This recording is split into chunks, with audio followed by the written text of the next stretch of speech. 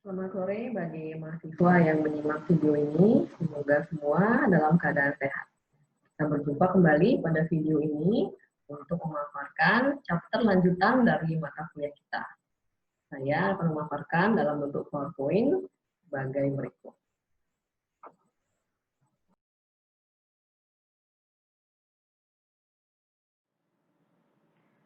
Topik kita kali ini adalah lingkungan budaya global dan kaitannya dengan perilaku konsumen.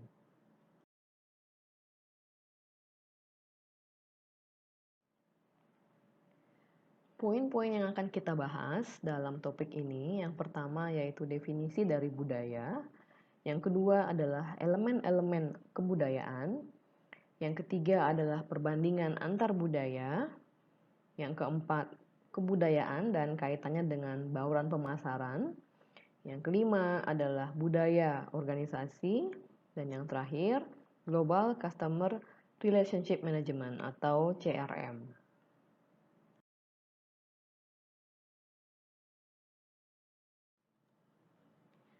Dalam perspektif pemasaran global, lingkungan kebudayaan penting untuk dua alasan. Alasan yang pertama adalah pemasar global secara konstan menghadapi isu yang membutuhkan pemikiran yang matang berkaitan dengan sejauh mana budaya setempat dapat mempengaruhi bauran pemasaran dari suatu produk. Produk atau program promosi dan iklan yang tidak sesuai dengan kebudayaan setempat dapat mengakibatkan blunder bagi perusahaan. Blunder tersebut diantaranya adalah embarrassment atau kejadian memalukan, kemudian kehilangan konsumen, konsekuensi hukum, kehilangan kesempatan pasar, dan timbulnya biaya-biaya terkait dengan insiden tersebut, dan reputasi perusahaan dan citra merek yang tercoreng akibat insiden tersebut. Contohnya adalah saat Nike mengeluarkan aparel wanita yang terinspirasi dari tato suku Samoa. Permasalahannya adalah tato yang digunakan dalam aparel wanita tersebut adalah tato yang khusus diperuntukkan bagi suku berjenis kelamin pria. Hal ini menimbulkan protes dari suku Samoa terkait dengan produk aparel wanita ini. Jadi insiden ini menimbulkan biaya bagi Nike, di mana mereka harus mengeluarkan dan melakukan aksi permintaan maaf terkait dengan insiden ini.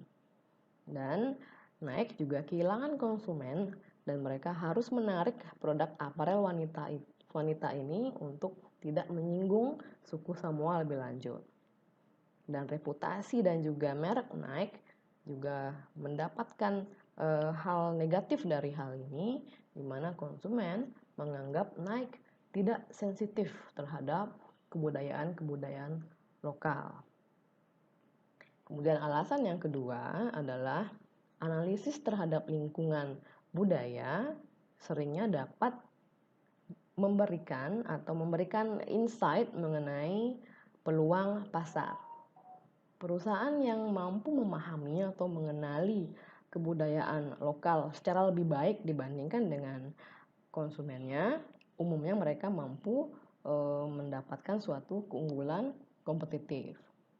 Contohnya adalah saat beberapa perusahaan pembuat diaper atau popok di Jepang, perusahaan ini mampu mencuri market share dari perusahaan pembuat popok terbesar yaitu Procter & Gamble. Bagaimana caranya? Ini perusahaan Jepang ini mereka menjual popok yang lebih tipis dibandingkan dengan yang dijual oleh Procter & Gamble. Sehingga produk yang lebih tipis ini itu lebih sesuai dengan keinginan dari masyarakat Jepang atau ibu-ibu di Jepang. Mengapa? Karena rumah-rumah di Jepang umumnya memiliki ruang yang lebih kecil atau ukuran rumah Jepang lebih kecil umumnya dari rumah-rumah di Eropa dan Amerika. Sehingga popok dengan kemasan yang lebih kecil dan lebih ringkas lebih dapat muat di dalam rumah orang-orang Jepang yang secara umum lebih kecil dibandingkan dengan di Eropa dan di Amerika.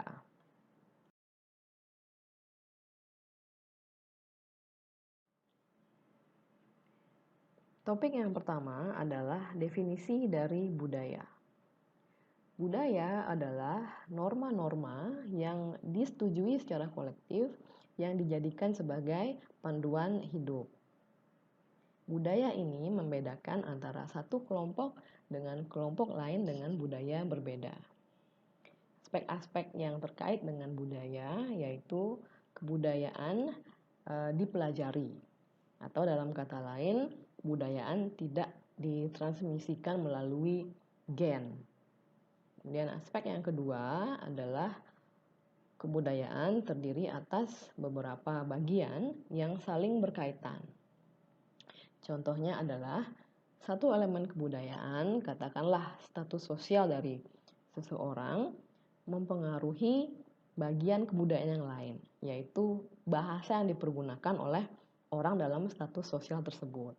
Atau dengan kata lain, status sosial yang berbeda dapat menyebabkan perbedaan bahasa yang dipergunakan oleh orang dalam status sosial yang berbeda tersebut.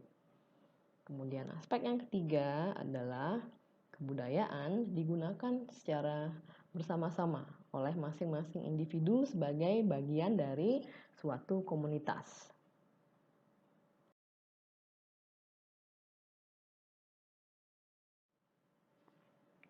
Materi berikutnya adalah elemen-elemen dari budaya.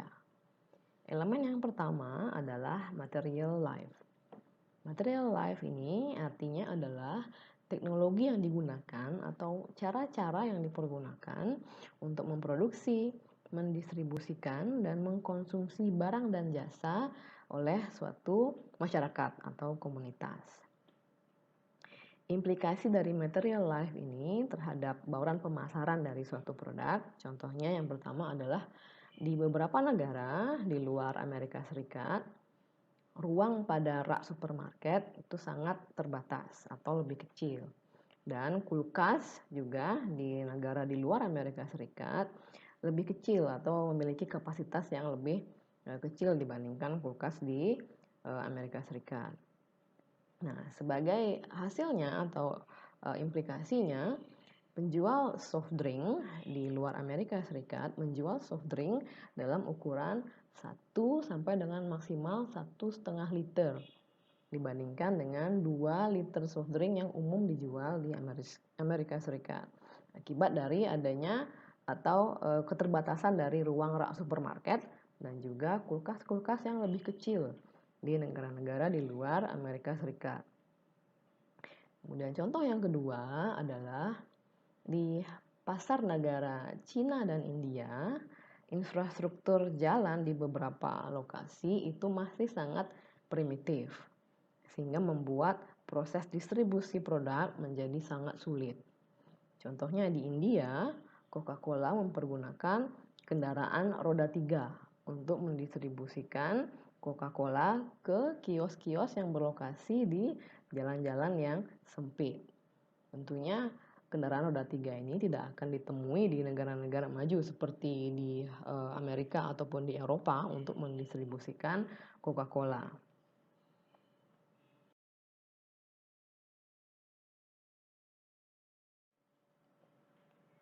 Elemen budaya yang kedua adalah bahasa.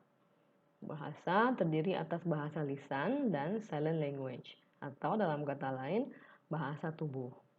Bahasa tubuh yang pantas dalam suatu kebudayaan belum tentu dianggap pantas juga di kebudayaan lain. Hal ini menjadi pertimbangan para pemasar dalam merancang strategi komunikasi pemasarannya di budaya yang berbeda. Blunder bahasa sering terjadi karena terjemahan yang kurang tepat dari iklan, slogan, atau label produk. Contohnya, Toshiba pernah memiliki jingle iklan di Cina yang berbunyi Toshiba, Toshiba. Sayangnya, dalam bahasa Mandarin, Toshiba terdengar seperti Tocuba, yang artinya, ayo kita curi itu. Sehingga, Toshiba perlu melakukan penyesuaian untuk memperbaiki mistranslation ini. Translasi atau terjemahan yang kurang tepat dapat memberikan image bahwa perusahaan kurang peduli terhadap konsumennya di negara lain. Beberapa teknik yang dapat dipergunakan untuk dapat menghasilkan terjemahan yang baik terdapat beberapa. Salah satunya adalah back translation. Contoh dari back translation ini adalah katakanlah suatu perusahaan asing multinasional ingin mengembangkan iklan untuk pasar Indonesia. Yang mereka lakukan pertama adalah merekrut satu orang natif Indonesia untuk menerjemahkan naskah asli iklan berbahasa Inggris ke dalam bahasa Indonesia. Kemudian merekrut seorang native speaker bahasa Inggris untuk menerjemahkan naskah iklan dalam bahasa Indonesia tadi ke dalam bahasa Inggris. Hasil terjemahan bahasa Inggris ini kemudian dibandingkan dengan naskah aslinya. Kemudian perbedaan antara kedua versi ini kemudian didiskusikan sehingga mencapai konsensus atas terjemahan yang benar-benar tepat. Kemudian label multilingual atau label dalam dua atau beberapa bahasa cukup umum digunakan. Di hal ini untuk mengurangi biaya modifikasi apabila melakukan terjemahan pada label di masing-masing negara. Jadi dengan label dengan multilingual atau label dalam beberapa bahasa, produk ini dapat dipasarkan di beberapa negara sekaligus. Kemudian dalam pasar yang ukurannya cukup besar, pemasar menghadapi suatu isu atau mereka memutuskan apakah untuk tetap mempergunakan nama merek asli atau memodifikasi nama merek agar dapat mempresentasikan identitas lokal. Contohnya adalah saat Hewlett Packard atau HP memasuki pasar Cina, mereka mengadopsi bahasa Cina untuk merepresentasikan mereknya, yaitu dari Hewlett Packard diubah menjadi Huipu, di mana Hui dalam bahasa Cina berarti kebaikan dan Pu berarti universal. Merek Huipu di Cina kemudian diterima dengan baik oleh konsumen di pasar tersebut.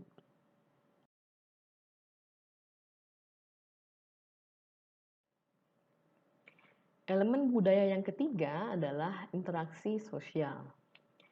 Terdapat 3 jenis group reference dalam interaksi sosial. Yang pertama adalah membership group. Membership group adalah kelompok di mana seseorang menjadi bagiannya. Dan yang kedua adalah anticipatory groups, di mana kelompok ini merupakan kelompok yang seseorang ingin menjadi bagiannya. Dan yang ketiga adalah dissociative groups. Kelompok ini adalah kelompok yang di mana seseorang tidak ingin menjadi bagiannya. Reference group ini umumnya sangat berpengaruh untuk produk-produk konsumen yang tampak secara sosial. Contohnya adalah produk-produk yang mencerminkan status atau barang-barang mewah. Sehingga program komunikasi atau iklan dari barang-barang mewah dan produk-produk yang ada kaitannya dengan status sosial umumnya mempergunakan anticipatory group sebagai materi iklannya, di mana konsumen ingin menjadi bagian kelompok tersebut dan kelompok tersebut akan mempergunakan atau merepresentasikan produk-produk mewah ini dan juga produk-produk berstatus sosial ini. Implikasi dari interaksi sosial dalam bauran pemasaran contohnya adalah saat Allied Domec mensponsori program tari di MTV Network Asia yang disebut dengan Party Zone Mixing with Kalua. Jadi motivasi utama dari sponsorship ini adalah remaja di Asia, mereka melihat MTV sebagai trendsetter dan cerminan dari gaya hidup mereka.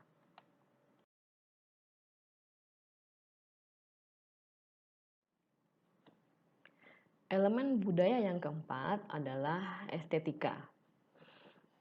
Di Asia Pasifik, estetika ditentukan oleh 3 prinsip. Yang pertama adalah kompleksitas dan dekorasi, yang terdiri atas berbagai macam bentuk dan juga warna. Kemudian harmoni dan alam, seperti image atau gambar pepohonan, gunung, dan juga bunga. Estetika memainkan peranan yang penting dalam merancang visual produk, termasuk di dalamnya komponen seperti merancang packaging dan juga logo. Dalam kebudayaan Cina, merah dipersepsikan sebagai warna keberuntungan.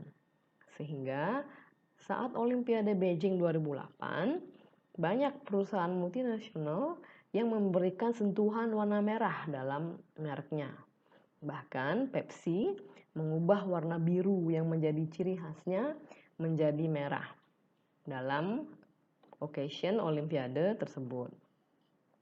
Di Jepang, warna-warna pastel yang mencerminkan kelembutan dan juga harmoni lebih digemari dibandingkan dengan warna-warna yang cerah dan tajam. Sehingga penting untuk memahami bagaimana warna dan bentuk dari suatu packaging, produk, atau merek dipersepsikan di suatu kebudayaan. Dengan pewarnaan dan bentuk yang tepat, suatu produk dapat diterima dengan baik di suatu kebudayaan, sehingga meningkatkan awareness dan juga meningkatkan minat beli konsumen terhadap produk tersebut.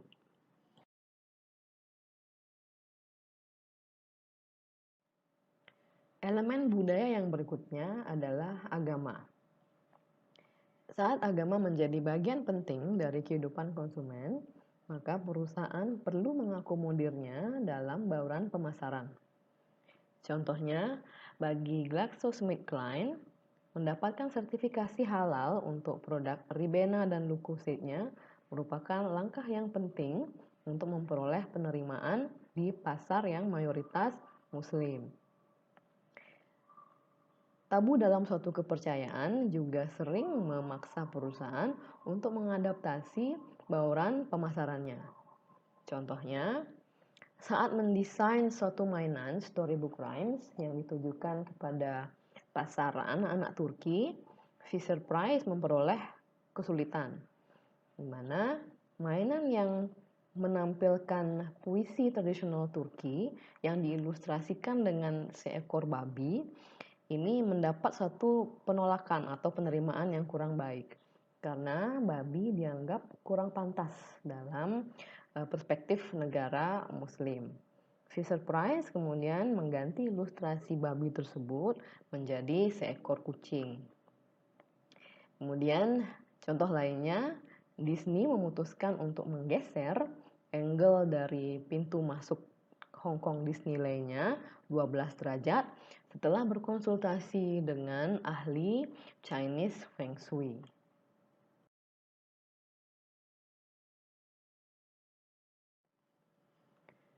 Contoh implikasi lain adalah tidak adanya tombol nomor 4 di dalam lift dan juga tidak ada lantai 4 di dalam bangunan di Cina karena angka 4 dianggap merepresentasikan kesialan.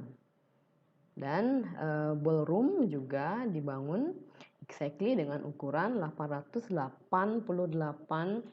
meter persegi karena 8 merepresentasikan kemakmuran di dalam kebudayaan Cina. Dan perusahaan multinasional di Cina juga melakukan ritual membakar dupa saat mereka menyelesaikan konstruksi bangunan ataupun kantor. Di Bali juga terjadi hal serupa di mana perusahaan lokal, tidak hanya perusahaan lokal, tapi juga perusahaan multinasional saat mereka meresmikan kantor baru atau selesai menyelesaikan bangunan, mereka umumnya melakukan upacara pemelaspasan. Agama juga membentuk kalender-kalender liburan di banyak negara. Contohnya, di banyak negara di Eropa, hari Saint Nicholas yang jatuh pada tanggal 6 Desember merupakan momen utama bagi perusahaan mainan dan permen untuk memasarkan produknya.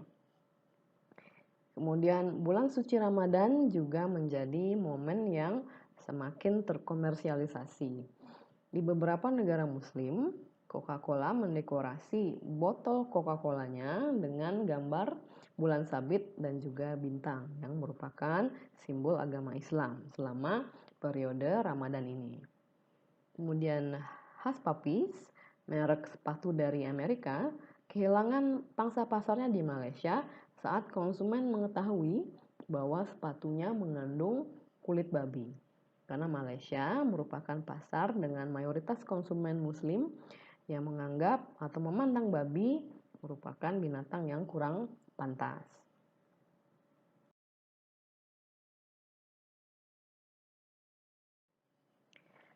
Elemen budaya yang berikutnya adalah pendidikan. Terdapat dua aspek pendidikan yang penting bagi pemasar internasional, yaitu tingkat pendidikan dan juga kualitas pendidikan. Tingkat pendidikan sangat bervariasi antara satu negara dengan negara lainnya. Indikator yang cukup kuat merepresentasikan tingkat pendidikan di satu negara adalah tingkat buta huruf di negara tersebut.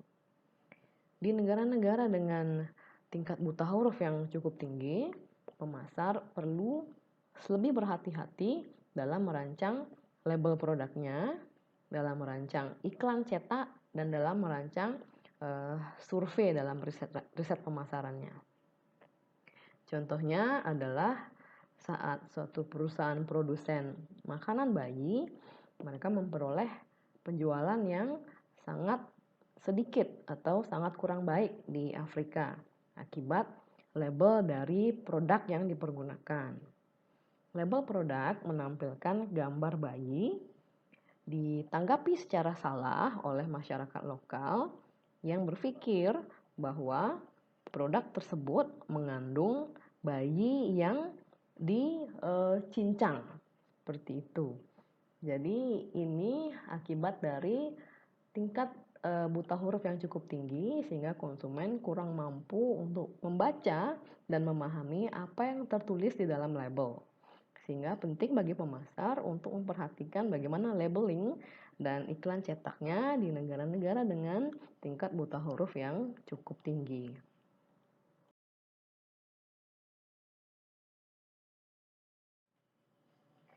Topik bahasan berikutnya adalah perbandingan antar budaya. Dalam hal ini kita akan membahas perbandingan antara budaya konteks tinggi dan budaya konteks rendah. Dalam budaya konteks tinggi, interpretasi pesan sangat bergantung pada isyarat-isyarat yang bersifat kontekstual. Pesan sangat jarang dibuat eksplisit dan lebih banyak bersifat implisit. Apa yang tidak dikatakan seringnya lebih penting daripada apa yang dikatakan. Contohnya, saat seseorang ingin menyetujui sesuatu, orang tersebut seringnya tidak mengatakan iya secara eksplisit, namun menyampaikan hal-hal lain yang merepresentasikan persetujuannya. Dan jika seseorang mengatakan iya sekalipun, hal itu belum tentu berarti iya. Ini sangat tergantung dari bagaimana seseorang menyampaikan kata iya tersebut dalam konteks apa. Contoh dari komunitas atau negara-negara dengan budaya konteks tinggi adalah umumnya budaya-budaya Confucian, yaitu Cina, Korea, Jepang, dan juga Amerika Latin. Sebaliknya, dalam budaya konteks rendah, cara komunikasinya sangat jelas. Jadi apa yang mereka maksud akan mereka katakan, atau apa yang mereka katakan benar-benar mencerminkan apa yang mereka maksud. Di dalam budaya konteks rendah, tidak terdapat isyarat-isyarat kontekstual dalam komunikasi. Pesan yang disampaikan cenderung sangat eksplisit. Negara-negara dengan budaya konteks rendah, contohnya adalah Amerika Serikat, negara-negara Skandinavia, dan Jerman. Dalam area pemasaran internasional, perbedaan antara budaya konteks tinggi dan rendah menjadi sangat penting. Contohnya, dalam aspek personal selling, perusahaan-perusahaan di Amerika umumnya merotasi tenaga penjualannya antar teritori. Namun di negara-negara dengan kebudayaan konteks tinggi, di mana trust atau kepercayaan dan juga kedekatan antara klien dengan tenaga penjualan memainkan peran yang penting, perusahaan-perusahaan di negara konteks tinggi sangat jarang merotasi tenaga penjualannya.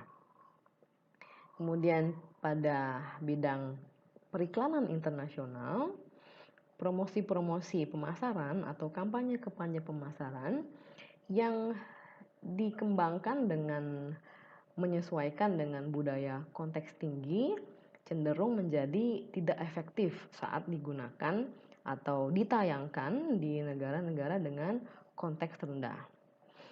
Iklan-iklan di negara berkonteks rendah umumnya sangat eksplisit dan pesan-pesan yang disampaikan umumnya menyampaikan secara jelas mengenai spesifikasi dan manfaat produk.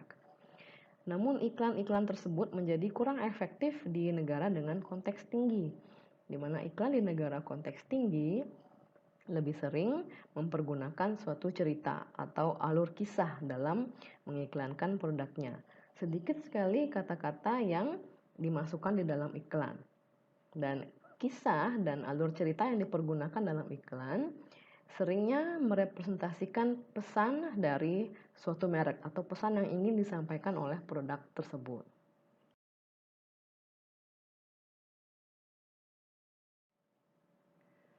Bahasan berikutnya dalam perbandingan antar budaya yaitu skema klasifikasi Hofstede.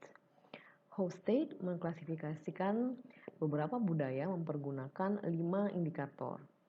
Indikator yang pertama adalah power distance.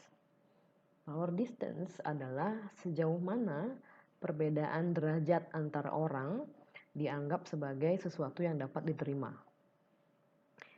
Komunitas atau masyarakat dengan power distance yang tinggi dapat mentoleransi adanya perbedaan yang cukup besar, perbedaan sosial yang cukup besar antar orang.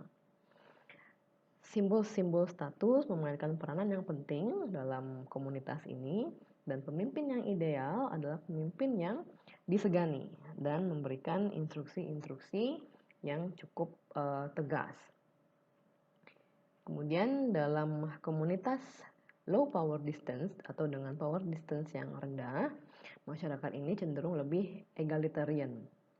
Orang-orang yang berkuasa dalam komunitas dengan power distance rendah, mereka cenderung berusaha untuk berbaur dan terlihat tidak begitu berkuasa.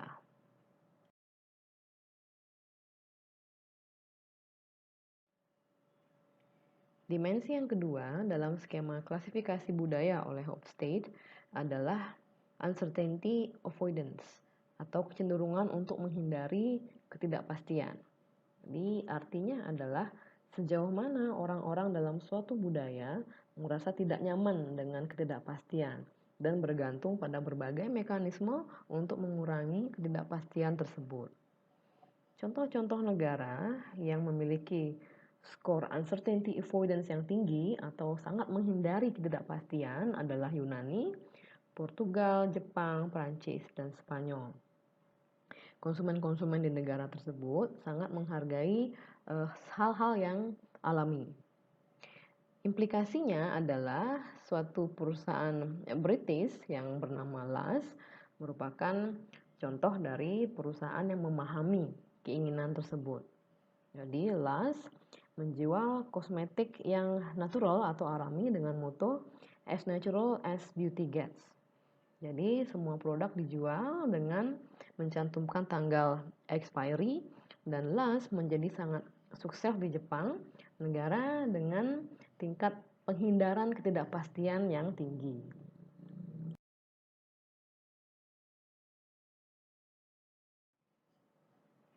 Dimensi yang ketiga adalah individualism, yaitu tingkatan sejauh mana seseorang memilih untuk bertindak secara individu dibandingkan dengan bertindak secara kolektif atau sebagai anggota kelompok. Negara-negara dengan ciri khas individualis adalah Amerika, Australia, dan Inggris. Negara-negara yang bersifat kolektif atau menjunjung tinggi kolektivisme adalah Korea Selatan, Taiwan, Indonesia, dan Venezuela. Implikasinya adalah iklan-iklan di negara-negara individualis cenderung menampilkan tindakan-tindakan individu. Sebaliknya, iklan yang lebih efektif di negara-negara yang bersifat kolektif cenderung menampilkan iklan dengan yang mengedepankan kebersamaan. Kemudian dimensi yang keempat dari skema klasifikasi Hofstede adalah masculinity. Masculinity adalah suatu sifat yang mengedepankan pentingnya nilai-nilai kelaki-lakian seperti asertif, status, kesuksesan, semangat kompetisi, dan juga pencapaian dibandingkan dengan nilai-nilai female atau feminis seperti orientasi terhadap manusia, solidaritas, dan kualitas hidup. Jepang merupakan komunitas yang sangat maskulin. Negara lain yang juga memiliki skor tinggi dalam hal masculinity adalah Austria, Italia, dan Meksiko. Sebaliknya, Thailand, Chili, Netherlands, dan juga Swedia adalah negara-negara dengan skor masculinity yang rendah atau dapat dikatakan negara-negara dengan budaya feminis.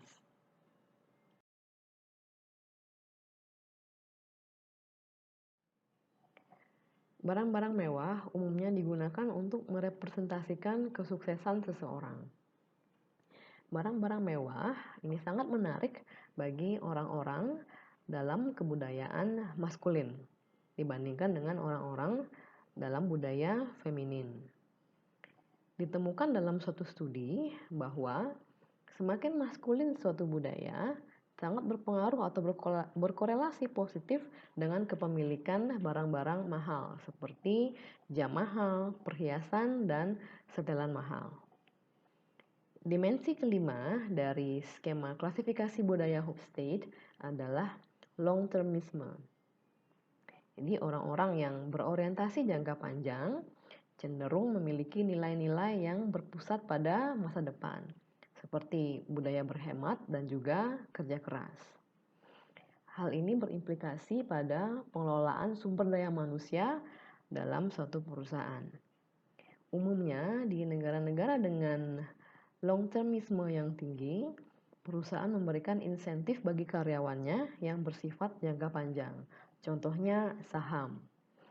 Dan sebaliknya, dalam kebudayaan dengan nilai long-termisme yang rendah, insentif yang lebih efektif adalah insentif yang bersifat jangka pendek. Kemudian terkait dengan penugasan manajer di negara-negara yang berbeda dengan budaya yang berbeda, perusahaan dapat mengandalkan beberapa teknik untuk menyiapkan manajernya untuk bertugas di negara dengan budaya yang berbeda dengan budaya di negara asalnya, sehingga tidak terjadi culture shock. Teknik-teknik tersebut adalah masa tinggal yang lama sebelum dia memulai waktu tugasnya, kemudian training-training seperti training bahasa dan juga training budaya menjadi hal yang umum dilakukan untuk meningkatkan pemahaman manajer terhadap budaya negara tujuan yang akan ditugaskan nantinya. Training tidak hanya ditujukan bagi manajer, namun training budaya dan juga bahasa umumnya juga diberikan kepada keluarganya. Karena keberhasilan manajer untuk berkinerja di suatu negara dengan budaya yang berbeda tidak hanya tergantung dari kemampuan manajer tersebut untuk beradaptasi, namun juga kemampuan keluarganya untuk beradaptasi dengan budaya lokal tempat mereka bertugas.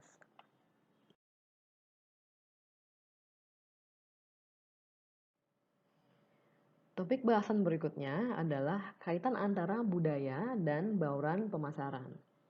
Pertama, kita akan membahas bagaimana budaya mempengaruhi kebijakan produk. Contohnya adalah serial Powerpuff Girl yang merupakan acara karate superhero yang ditayangkan oleh Cartoon Network yang memiliki banyak penggemar di kalangan anak-anak Amerika.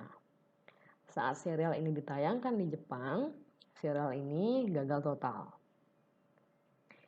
Untuk dapat meningkatkan daya tarik dari serial ini, Cartoon Network kemudian memutuskan untuk merubah karakter-karakter dalam serial ini. Mereka mengajak Toei yang merupakan rumah animasi asal Jepang untuk mendampingi membantu dalam perubahan ini. Karakter-karakter dalam Powerpuff Girl yaitu Blossom, Buttercup, dan Bubbles diberikan nama-nama Jepang dan juga pakaian-pakaian yang lebih realistik dalam pandangan anak-anak Jepang, yaitu rok mini dan juga ikat pinggang. Dan karakter ini juga diberikan kehidupan ala anak-anak SMP Jepang. Karena anak-anak Jepang lebih menyukai plot yang lebih naratif, serial ini dibuat lebih panjang, yaitu 15 hingga 20 menit, dibandingkan dengan di Amerika Serikat, yaitu 7 sampai 11 menit. Serial ini di Jepang juga menampilkan tema-tema yang sesuai dengan ekspektasi dari anak-anak perempuan Jepang, yaitu tema-tema mengenai cinta dan juga penerimaan terhadap orang-orang yang berbeda dari orang-orang pada umumnya.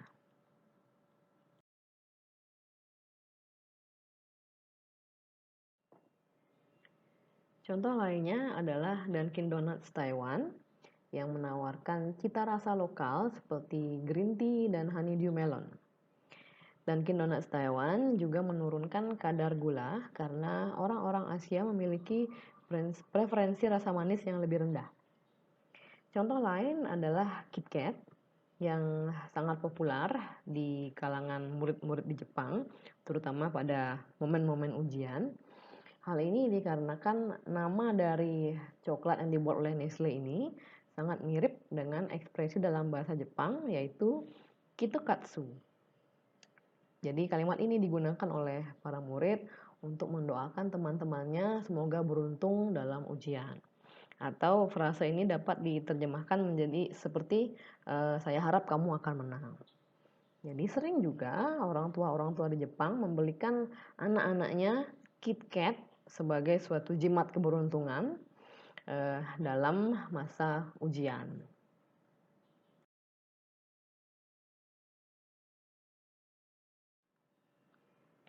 Norma-norma budaya kadang dapat membuka peluang untuk mengembangkan produk baru.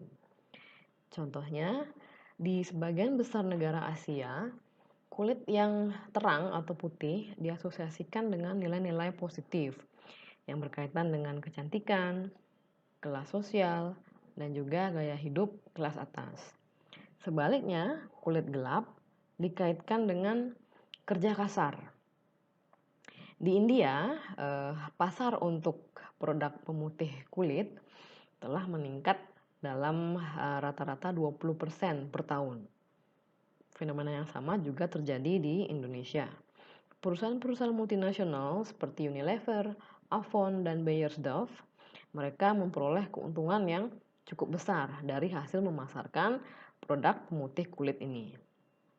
Contoh lainnya, di Vietnam, Unilever menyesuaikan produknya untuk mencerminkan budaya lokal, di mana versi Vietnam dari sampo Sunsilk menyertakan ekstrak dari suatu biji yang dikenal sebagai boket yang digunakan oleh wanita-wanita Vietnam untuk merawat rambutnya yang panjang agar tetap hitam dan bersinar. Jika di Indonesia terdapat Sunsilk urang-aring. Dan juga di negara-negara dengan mayoritas muslim, perusahaan multinasional mereka mengembangkan sampo yang dikhususkan untuk wanita berhijab yang membuat rambut terasa segar dan nyaman walaupun ditutup oleh hijab.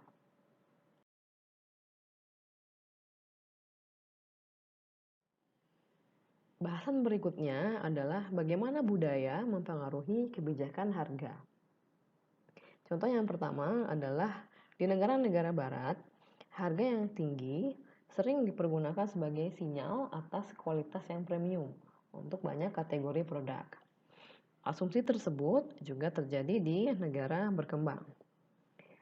Contohnya, perusahaan multinasional farmasi yaitu Pfizer memperoleh manfaat dari asumsi di negara berkembang bahwa obat-obat paten layak dibayar jauh lebih mahal karena persepsi bahwa obat-obat generik kurang aman dan kurang efektif. Contoh yang kedua, di budaya Cina seperti Hong Kong, price point atau poin harga yang sering digunakan berakhir dengan angka 8, bukan dengan angka 9. Seperti contohnya, jika di negara barat harga yang ditetapkan adalah 7.999, di Cina umumnya mempergunakan price point yang berakhiran 8, yaitu 7.888.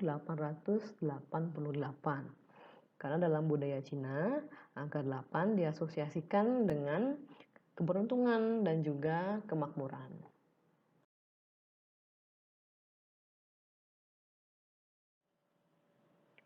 Berikutnya adalah bagaimana budaya mempengaruhi kebijakan distribusi. Contoh yang pertama adalah Walmart yang mengalami kesulitan di pasar Jerman. Pasar Jerman adalah pasar yang cukup sulit ditembus oleh mega retailer seperti Walmart. Belanjaan yang dibantu dimasukkan ke tas belanja oleh staf merupakan hal yang kurang lazim bagi konsumen di Jerman karena mereka tidak menyukai orang asing untuk menghandle belanjaan mereka.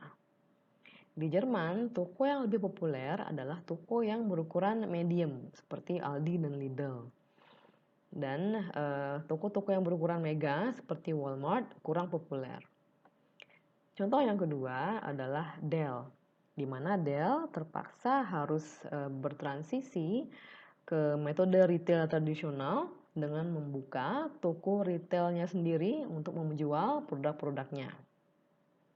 Di Cina, di mana komunikasi face to face sangat penting saat menjual atau membeli komputer, Dell harus merubah model direct sales-nya atau penjualan melalui internetnya, berubah menjadi menjual komputer melalui outlet GOM, yaitu outlet retail elektronik terbesar di Cina.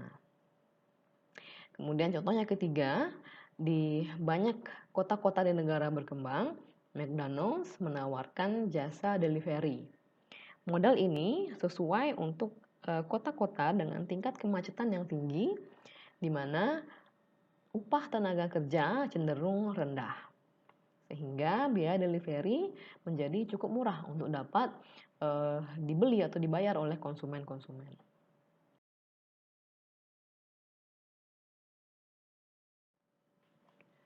Bahasan berikutnya adalah bagaimana budaya mempengaruhi kebijakan promosi. Kalender kebudayaan suatu negara sering menciptakan peluang pemasaran. Contohnya adalah pada saat momen tahun baru Cina dan Ramadan, perusahaan-perusahaan umumnya memodifikasi iklan mereka sehingga bertemakan tahun baru Cina dan bertemakan Ramadan. Selain itu, slogan dan logo mereka dan juga packaging seringnya juga disesuaikan untuk menyesuaikan dengan tema-tema Chinese New Year dan juga Ramadan. Kemudian yang kedua adalah bagaimana konsumen memproses komunikasi pemasaran seringnya bergantung atau dipengaruhi oleh nilai-nilai budaya. Suatu penelitian menemukan bahwa konsumen-konsumen di Amerika Utara lebih dipengaruhi oleh informasi yang bersifat promosi, yaitu menampilkan manfaat-manfaat yang akan diperoleh jika mengkonsumsi produk tersebut. Sementara di Cina, konsumen lebih dipengaruhi oleh pesan-pesan yang bersifat prevention atau pencegahan, di mana pesan yang disampaikan adalah masalah-masalah yang dapat mereka hindari jika mereka mengkonsumsi produk tersebut. Sehingga strategi komunikasi pemasaran disesuaikan dengan budaya setempat agar lebih efektif dalam menjangkau konsumen. Yang ketiga, dalam hal iklan, konsumen Cina lebih menyukai semangat-semangat kolektivis. Sementara konsumen Amerika lebih menyukai iklan-iklan yang bertemakan individual.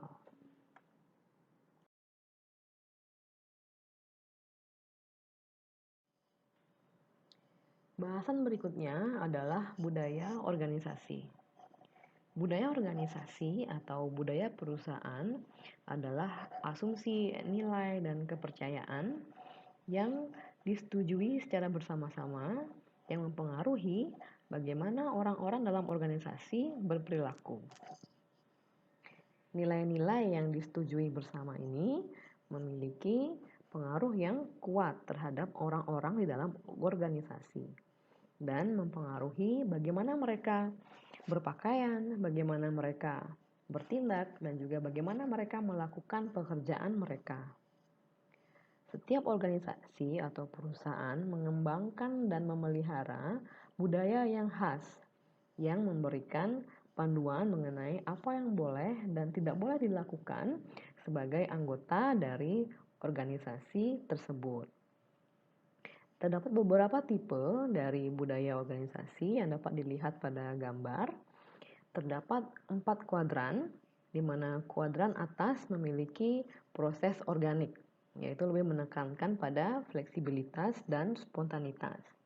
Sementara kuadran di bawah memiliki proses yang bersifat mekanis, yaitu mengedepankan kontrol dan keteraturan serta stabilitas. Sementara kuadran di sebelah kiri memiliki sifat internal maintenance, yaitu menekankan pada aktivitas yang lancar dan integrasi yang lancar. Sementara kuadran di sebelah kanan bersifat external positioning yang menekankan pada kompetisi dan diferensiasi.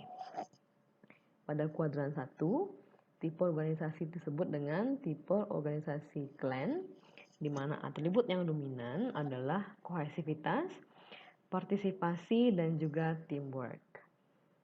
Penekanan strategi adalah ke arah pengembangan sumber daya manusia, komitmen, dan moral. Pada kuadran kedua adalah tipe adokrasi, di mana atribut yang dominan adalah sifat kewirausahaan, kreativitas, dan adaptabilitas. Penekanan strategi yaitu ke arah inovasi, pertumbuhan, dan juga eksplorasi sumber daya baru. Pada kuadran ketiga disebut tipe hierarki, di mana atribut yang dominan adalah peraturan dan juga kesamaan. Di mana penekanan strategi adalah ke arah stabilitas, prediktabilitas, dan juga operasi yang lancar. Terakhir, kuadran keempat disebut dengan tipe pasar. Atribut yang dominan adalah semangat kompetisi dan pencapaian tujuan, di mana penekanan strategi menuju ke keunggulan kompetitif dan juga superioritas dalam hal penguasaan pasar.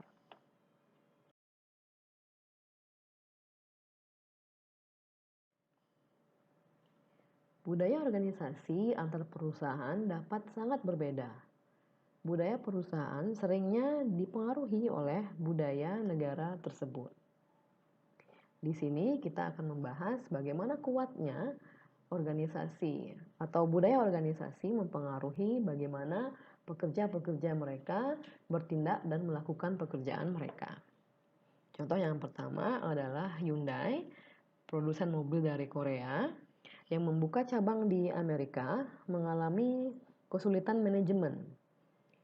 Alasan dari eksodus pekerja-pekerja di cabang Amerika ini adalah karena pekerja-pekerja dari Amerika sangat tidak menyukai gaya manajemen Hyundai yang authoritarian, di mana sangat sedikit toleransi untuk perbedaan pendapat dan gaya manajemen yang tidak partisipatif. Contoh yang kedua adalah Daimler Chrysler, yang merupakan merger antara Daimler dan Chrysler. Mereka mengalami periode merger yang cukup sulit karena adanya bentrokan budaya antara kedua perusahaan. Daimler memiliki budaya perusahaan yang lebih birokratis dan formal, sementara Chrysler memiliki budaya yang lebih spontaneous. Sehingga manajer-manajer Jerman dari Daimler berusaha untuk melakukan pekerjaan dengan cara yang lebih tidak formal dibandingkan dengan cara mereka pada umumnya, di bawah pengaruh dari Chrysler yang merupakan perusahaan asal Amerika. Karena ketidakcocokan budaya ini berlangsung terus-menerus dan tidak dapat diselesaikan, Daimler kemudian menjual Chrysler ke Cerberus Capital Management, sebuah perusahaan investasi swasta dengan harga 6 miliar dolar.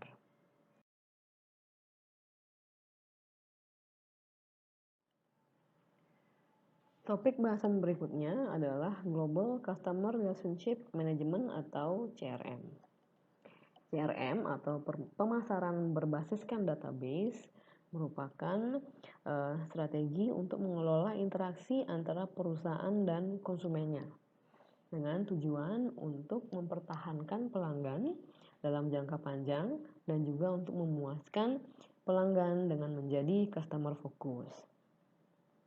Fase yang pertama adalah akuisisi customer atau memperoleh customer yang terdiri atas evaluasi prospek, manajemen akuisisi, dan juga recovery atau memperoleh kembali konsumen lama. Itu konsumen lama yang berpindah brand atau konsumen lama yang sudah tidak aktif. Fase yang kedua berfokus pada retensi. Aspek-aspek yang kritikal di sini termasuk pada evaluasi konsumen, manajemen pengelolaan komplain. Manajemen komplain ini penting untuk menjaga agar konsumen yang tidak puas untuk dapat diatasi masalahnya sehingga tidak berpindah ke perusahaan kompetitor. Yang ketiga adalah mekanisme retensi, termasuk di dalamnya adalah program loyalty yang sudah pernah kita bahas di mata kuliah manajemen pemasaran, di mana program loyalty umumnya berbentuk member card atau keanggotaan yang memberikan berbagai reward bagi konsumennya yang melakukan transaksi secara reguler atau terus-menerus dengan perusahaan. Insentif dapat berupa poin yang dapat ditukarkan ataupun merchandise lain yang dapat diperoleh oleh konsumen. Mekanisme lain adalah upselling, di mana perusahaan mencoba untuk menjual item dengan profit margin yang lebih tinggi kepada konsumen. Contohnya adalah bagaimana hotel mencoba untuk mendorong konsumennya yang biasanya memesan di kamar superior untuk memesan kamar deluxe di kesempatan lain. Kemudian mekanisme lain adalah cross-selling, yang artinya di mana perusahaan mencoba untuk menjual produk lainnya kepada konsumen yang masih di dalam portfolionya. Contohnya adalah bagaimana suatu perusahaan yang memiliki database konsumen bahwa satu konsumen sudah membeli sepatu dengan warna tertentu, kemudian mereka dalam beberapa hari atau minggu kemudian mengirimkan notifikasi atau email yang berisi tawaran mengenai pakaian dengan warna senada dengan sepatu yang sudah dibeli. Jadi ini disebut dengan cross-selling, di mana perusahaan berusaha menawarkan produk lain di dalam portofolionya kepada konsumen. Dan yang terakhir adalah pengelolaan referral. Ini dimaksud untuk mendorong konsumen menulis review positif berkaitan dengan produk perusahaan. Biasanya konsumen diberikan insentif untuk menulis review yang bersifat positif. Review ini kemudian ditampilkan di website perusahaan atau di situs-situs review yang lain.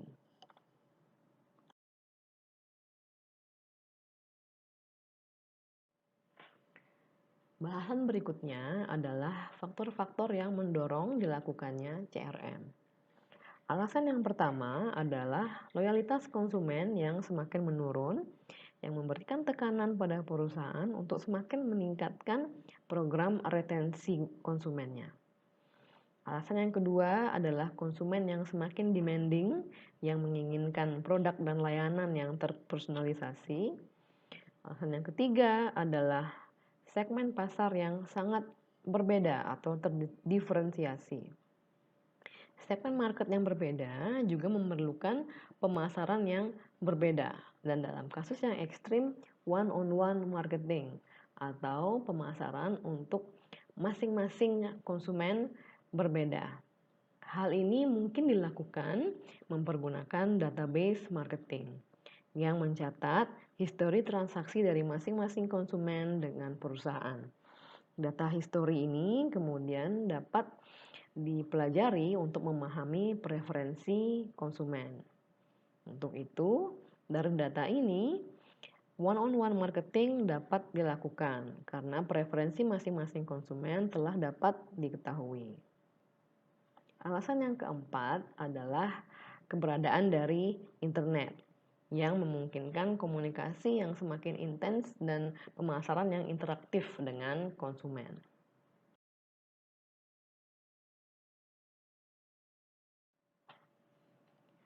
Manfaat yang diperoleh oleh perusahaan dari aktivitas CRM adalah yang pertama, pemahaman yang lebih baik atas ekspektasi dan perilaku konsumen. Pengetahuan ini memungkinkan perusahaan untuk mengembangkan strategi komunikasi yang terdiferensiasi. Tujuan dari CRM adalah untuk dapat menawarkan produk dan layanan yang sesuai terhadap konsumen pada waktu yang tepat dan mempergunakan distribusi atau saluran distribusi yang tepat. Dan manfaat yang kedua adalah database konsumen dapat memfasilitasi kampanye direct mail atau program pemasaran di mana pemasar dapat mengirimkan konten-konten atau pesan pemasaran melalui email ke masing-masing konsumen. Tentunya dengan pesan yang berbeda-beda sesuai dengan preferensi konsumen. Jadi data preferensi konsumen diperoleh dari database yang telah dijelaskan sebelumnya. Dalam kondisi ini, CRM melalui direct mailing campaigns-nya merupakan alternatif yang lebih ekonomis dibandingkan dengan beriklan di media massa dan menargetkan konsumen secara luas, di mana metode ini kurang relevan dengan kebutuhan masing-masing konsumen dan juga berbiaya lebih tinggi dibandingkan dengan direct mailing campaign. Demikian paparan saya pada chapter ini.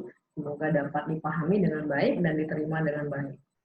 Kita berjumpa kembali di video berikutnya. Terima kasih atas atensinya dan selamat sore.